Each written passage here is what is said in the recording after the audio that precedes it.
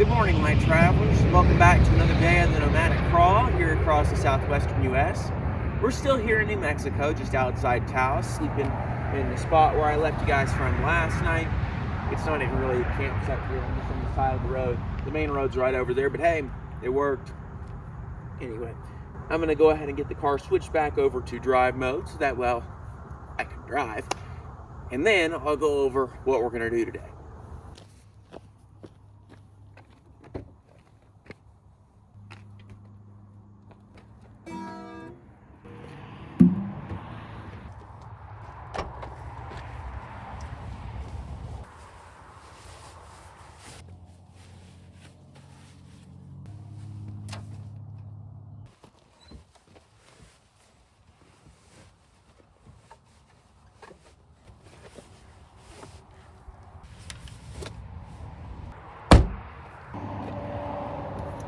It is a little bit of a process to get everything switched over, but it's worth it because how much have I spent on hotels on this trip? Yeah, that's what I thought. Alrighty, light travelers, we are packed up and ready to roll. Breakfast is had, and we are about to start our adventures for today. And today's adventures is something that I'm very excited to be able to share with y'all because it's something that's very special to me.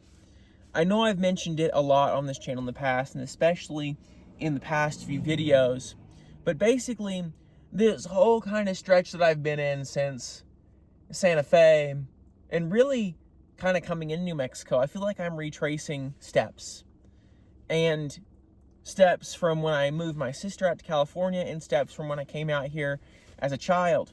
Today is a very important part in that retracing because today we're going to Red River, New Mexico, where a lot of this began, which is going there as a kid is one of the main reasons why this channel exists, because that's when I saw terrain like this for the first time, as previously mentioned.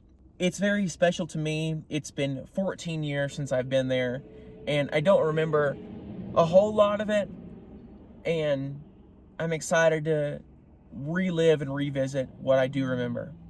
It's going to be very different this time because it's not the dead of winter, but it will be a good experience just the same. And I'm excited to bring y'all along with me today. So let's go to Red River.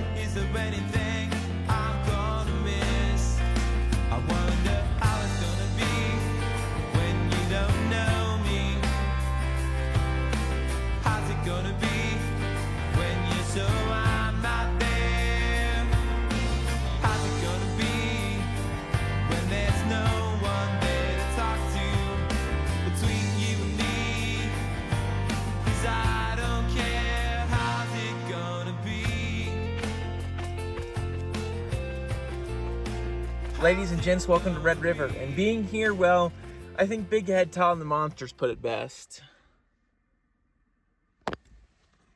Yep.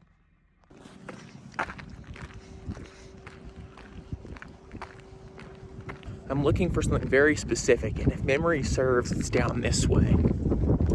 Yeah, I think I'm right, because there's the clubhouse right there. I don't know if it's still the clubhouse, but that's what it was when we came here. I misspoken, it's the lift house and not the clubhouse, but it's still here.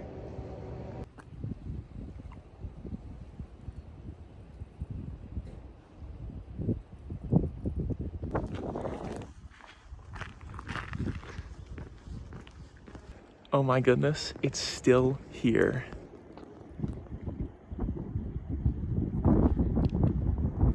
This is where we stayed 14 years ago. And this was the one we stayed in. And how perfect is that? You can't make that up. I found a glider. I love these things.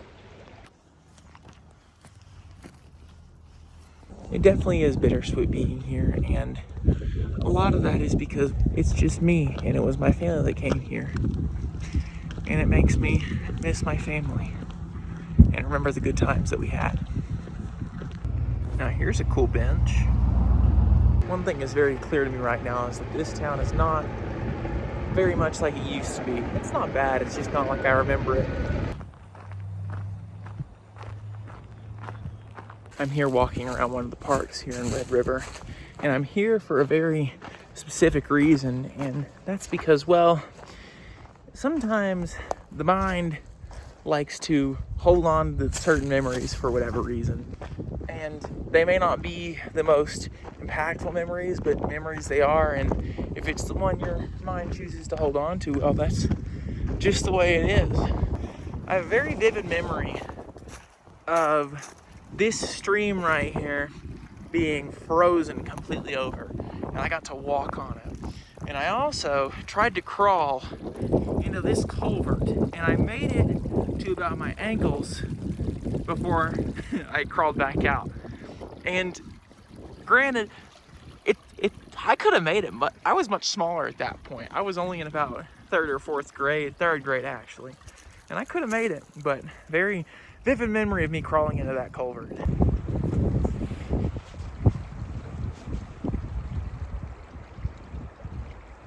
I feel very lucky to be here right now and reliving memories that I and my family made. A lot of people don't get to afford themselves that luxury, or choose not to. It can be very difficult to do that. I know because I've seen it firsthand from people very close to me, and I've been that person. I've come to realize that the only way to really take into scope how far you have come is to have the strength to be able to look back. Not look back in a negative way, but be able to meet your gaze on the other side and see just how far you've come.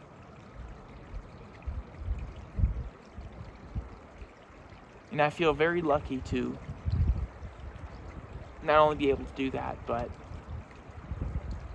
to be able to let go of the things I used to think were bad and move on.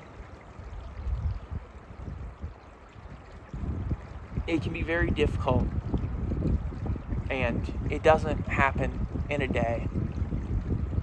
You may be able to do it yourself, and you may need some assistance.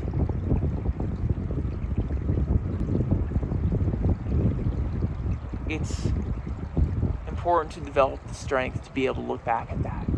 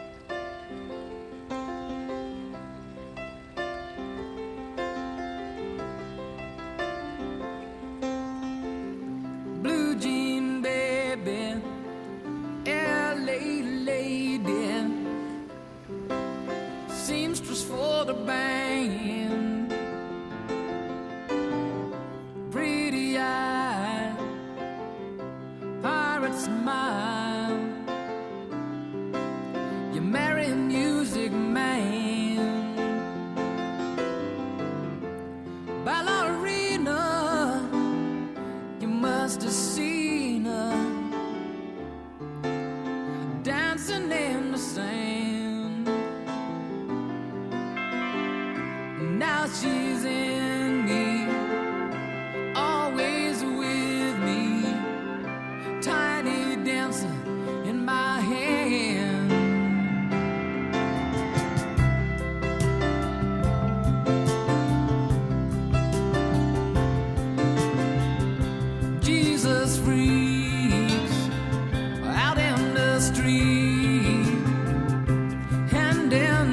kids I've forgone. Turning back, she just laughs. The boulevard is not that bad. Piano man, he makes a stand in their auditorium,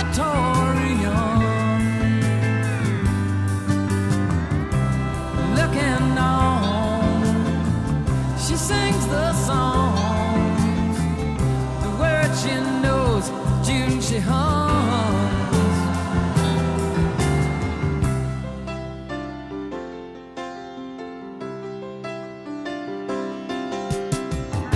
But oh, how it feels so real, lying here with no one near, only you, and you can hear me when I say it softly, slowly.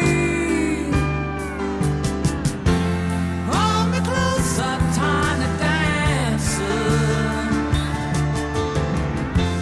Count the headlights on the highway. Lay me down in sheets of linen. You had a busy day today. Hold me closer, tiny dancer. Count the headlights on the highway. Lay me down in sheets of linen. You had a busy day today.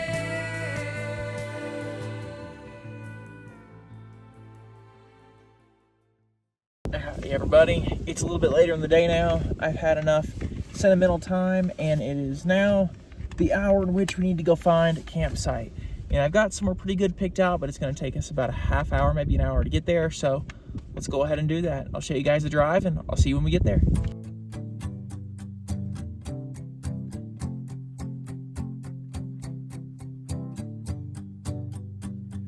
Way back on the radio dial, a fire got lit inside a bright-eyed child. Every note just wrapped around his soul, from steel guitars to Memphis, all the way to rock and roll. Oh, I can hear him playing, I can hear the ringing of a beat-up guitar. Oh, I can hear him singing, keep on dreaming, even if it breaks your heart.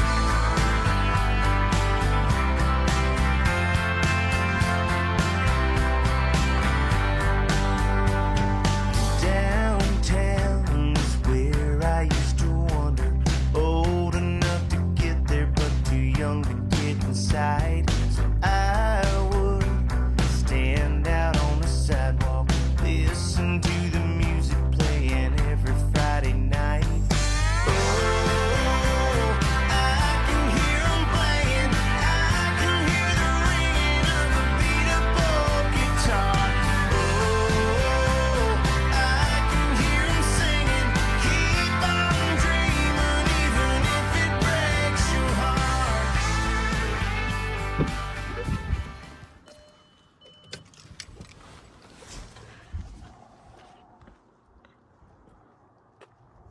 Well, this seems like a solid campsite. What do y'all think?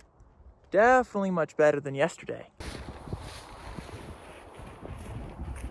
As we are well into the second week, quite honestly, almost the third week of the nomadic crawl across the Southwest, and we've gone upwards of 1,000 miles, things are going to start changing. And what I mean by that is this may be one of the last few nights, maybe the last night, I'm not exactly sure, that I spend in the tent. Just because as we continue further east, free camping like this becomes more difficult to find. I don't really want to pay for a campsite unless I have to. I'd much rather just crash in my car to Love's or somewhere.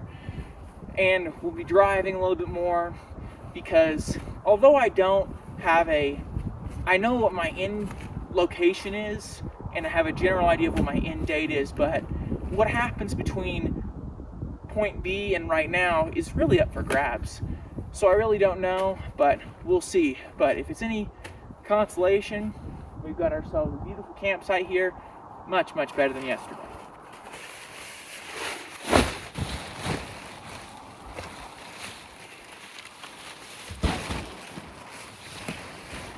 Bon appetit.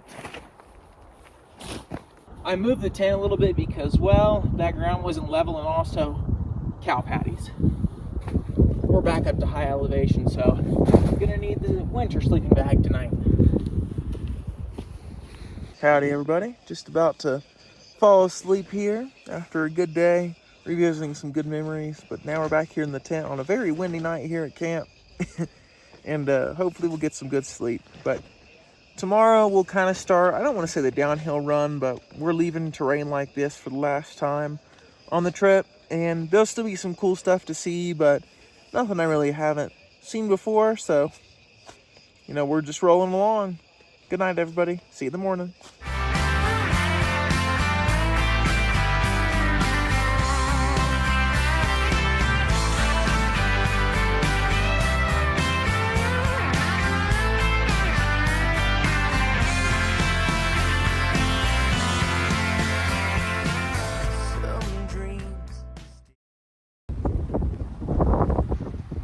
Absolutely no sledding.